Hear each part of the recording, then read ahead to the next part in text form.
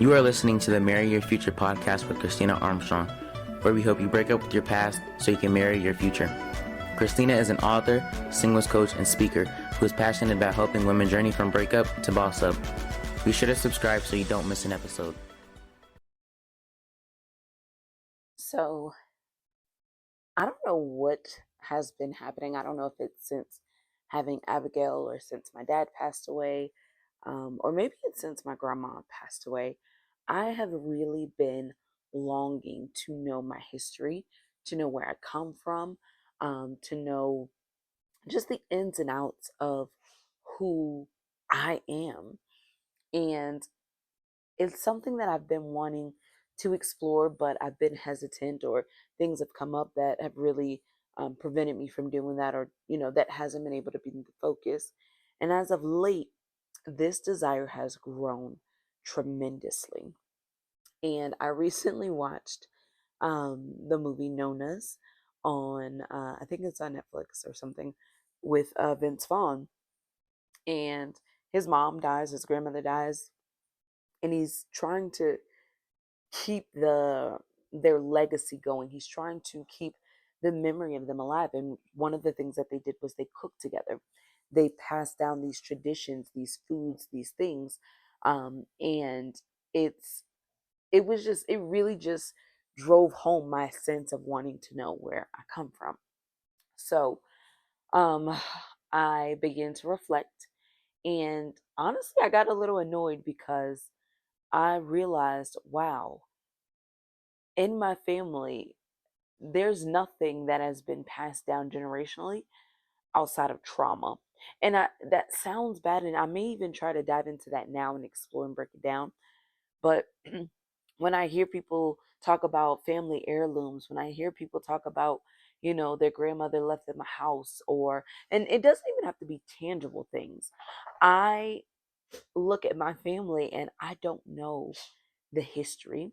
I don't know um, the whys behind some of the decisions that were made. The only thing that I know is that at some point, majority of the women in my family encountered sexual abuse.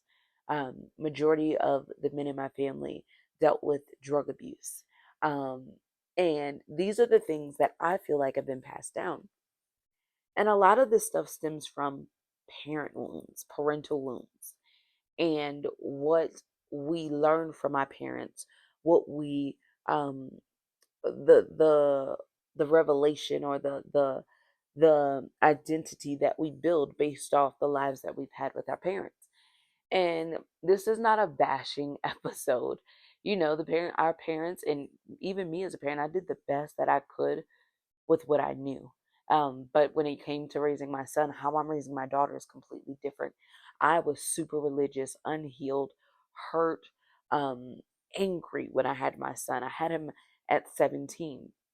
So I literally, um, I wasn't prepared to be a mom at 17. I wasn't prepared to um, love this kid, to discipline this kid in a way that was honoring of God, and that really stewarded him in a way that would have been beautiful, because I was so damaged.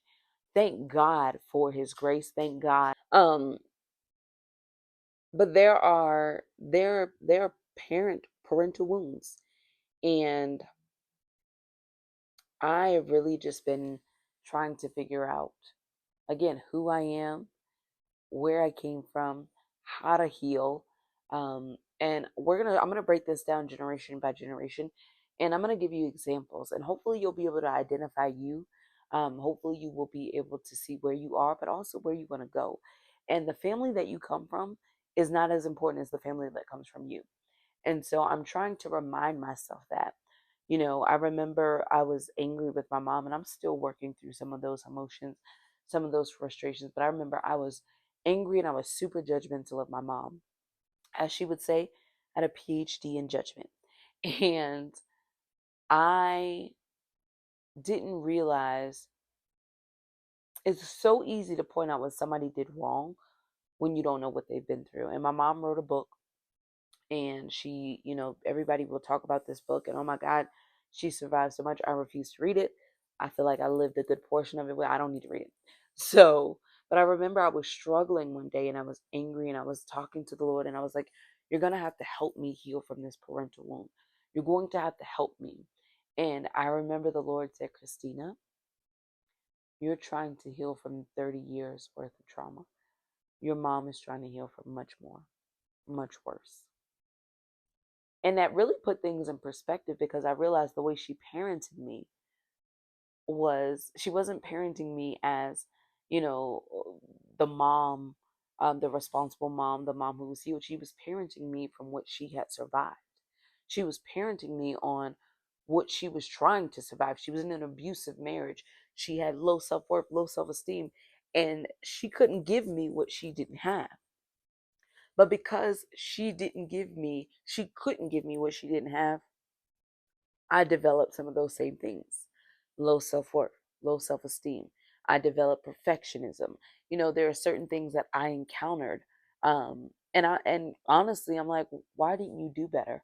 Why didn't you know better? Like, you went through this. How? Why are we still doing the same thing? Why did I have to walk through this? Why weren't you aware?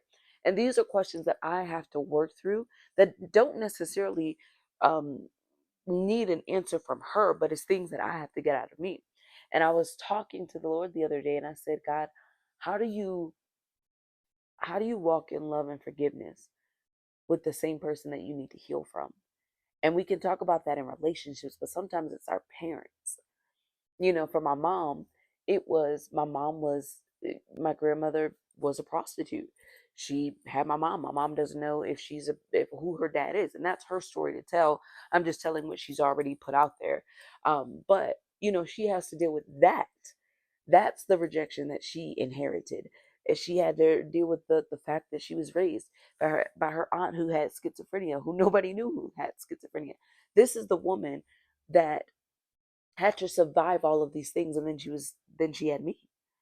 And I feel like as the first child, you always get the brunt of it. You always get the kinks that are getting worked out. And so there are parental wounds that are created by life, by your parents. And even if your parents are these wonderful, rich, phenomenal people, there's still parental wounds that you can develop. There are people that I know who have great parents. They come from a two-parent household. They come from, a household where both the parents worked and they showed them love and all this, but they still deal with low self-esteem. They still deal with not valuing their bodies the right way. They still deal with trying to perform and earn. So there are so many different things that we pick up from our home, from our first relationships with our parents. And I've been trying to navigate this, and I think this really ties into my desire for wanting to know where I come from. Why do we do some of the things that we do? For an example, my family, we weren't taught how to, we weren't taught that finances, that money was a tool. We did not manage our money well. I remember when my great aunt was alive, if we didn't have money enough to cover a bill, we would go to Red Lobster. I don't got the money to cover it anyway, so let's go eat. And so I learned how to be irresponsible with what I had. These are things that were really passed down. And as I've gotten older, and as I've got to watch my friends and watch how their parents show up, watch how their moms show up, watch how their dads show up, watch how, weddings are getting paid for and things, it's just like, man, I don't have this. I don't even know where I come from to hear, stories about, yeah, my great great grandfather was this and he did this and he did. I don't have those things. And so I've been struggling, if I'm going to be honest, with trying to discover who I am. It's been a very sore spot in my heart that, wow, since my grandma died, I am the last one outside of Abigail now, but I am the last one that carries the Armstrong name. It dies with us. And I don't even know where that name originated from. I don't even know what's that tied to. And that's just my mom's side.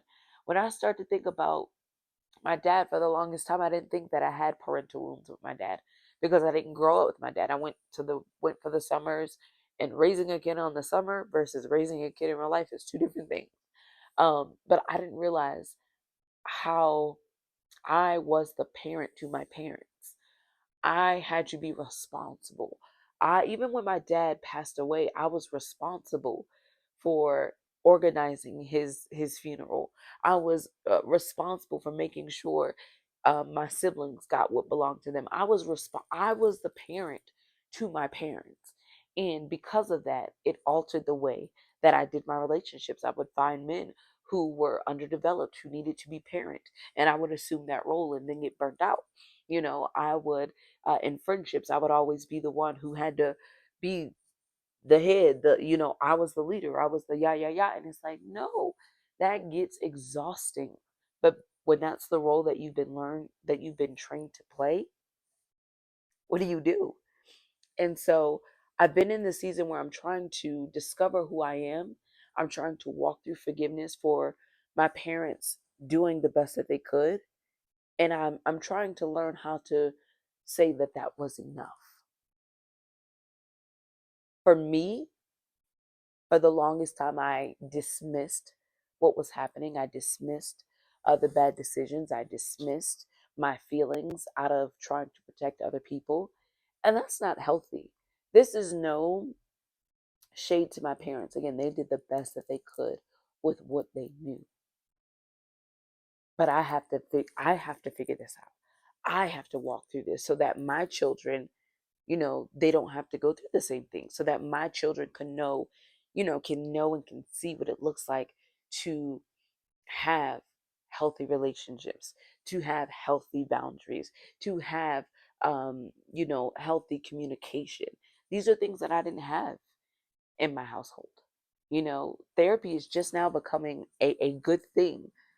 Black people didn't go to therapy back in the day. You need therapy, go in there and do them dishes. That's therapy. This is the type of things that we encountered. And so I'm trying to walk through that forgiveness, and I'm trying to walk through that letting go and that giving grace and the releasing the judgment.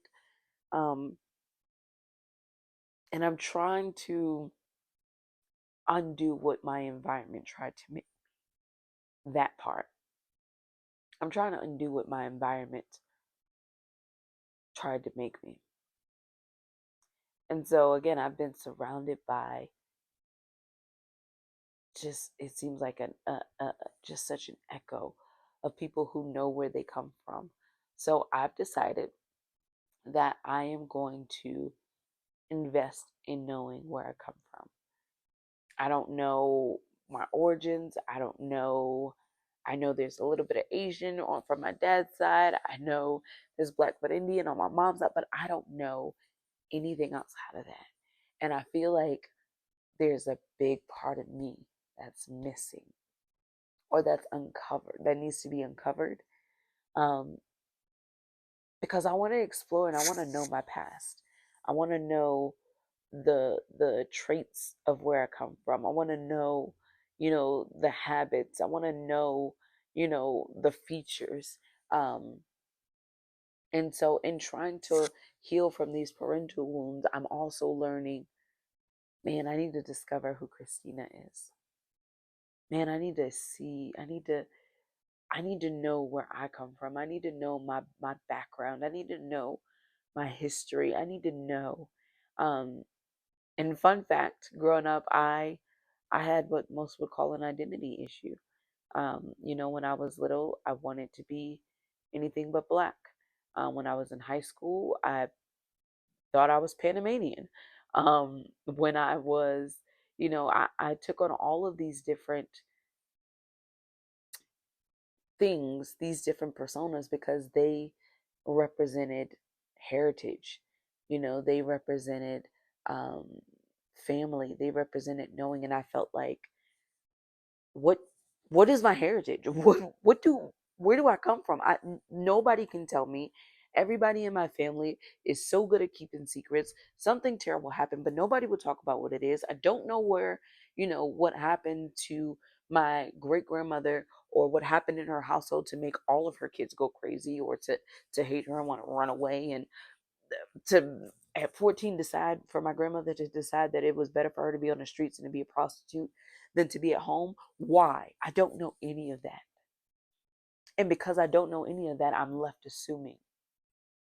Because I don't know any of that, I'm left trying to piece together what this person said and this uncle said. And well, that uncle said when he was dying that I just want to know. And so I am going to go on a journey, and I want you guys to come along with me. I will be doing the ancestry test, DNA test, in the next few weeks. I will be doing that, and we are going to sit here and we are going to see what makes up Christina. And we are going to dive in, and we're going to explore. And I don't know what this journey is going to look like. I don't know what I'm going to discover. And if I'm being honest, you know, if you've ever seen Hitched, when he takes her on the date and he takes her to Ellis Island, and he takes her and he shows her the book of the immigrants that came in, and she sees her great great great grandfather or great great great somebody's name, and Will is thinking, oh my God, this is awesome. I really nailed it with this one. And then she just gets so mad. I don't want that to be me, but I also want to know what and who and where I come from. So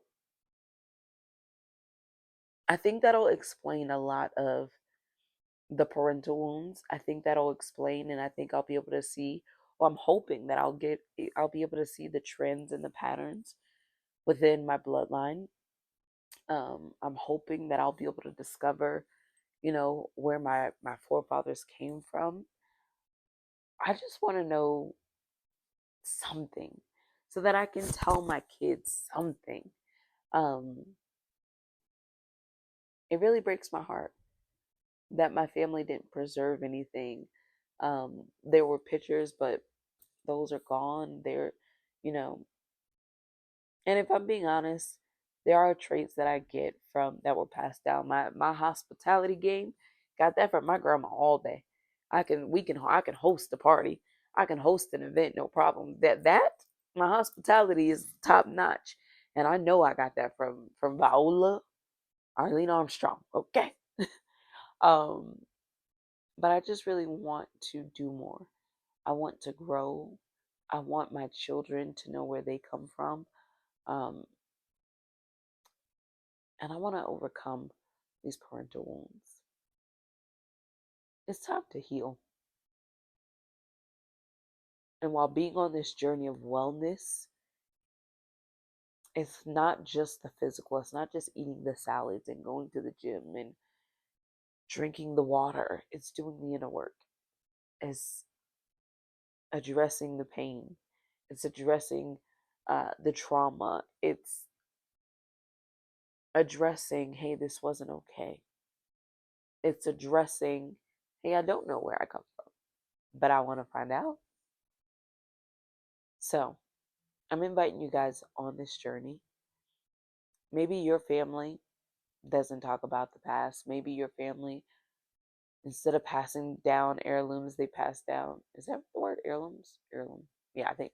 Instead of passing down heirlooms, they pass down trauma or secrets or lies. I feel like, a good representation of this is Greenleaf, the show by Oprah from a couple years ago. Whatever it is, it does not have to be that way. It does not have to um, be that for your children or your grandchildren. You get to set the tone. And so maybe I'll buy some gold, and maybe, I don't know, gold a little price now. Maybe I'll buy something to pass down. Maybe, I'll do a blanket with, the onesies or just something. I want something for my children and my grandchildren to say, oh no, this belonged to my mom. My mom passes down books. Yeah, books are huge for us. Um,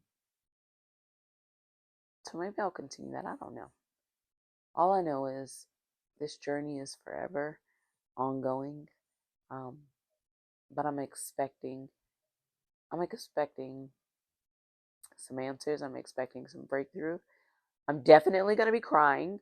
But I want to bring you guys along for the journey.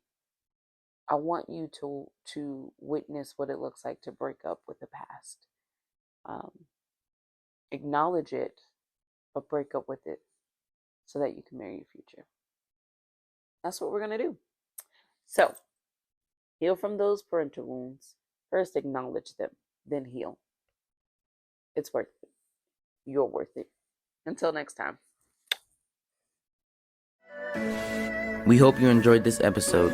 Be sure to check out the website at itschristinaarmstrong.com for more content. And remember, God can't heal who you pretend to be. It's time you break up with your past so you can marry your future.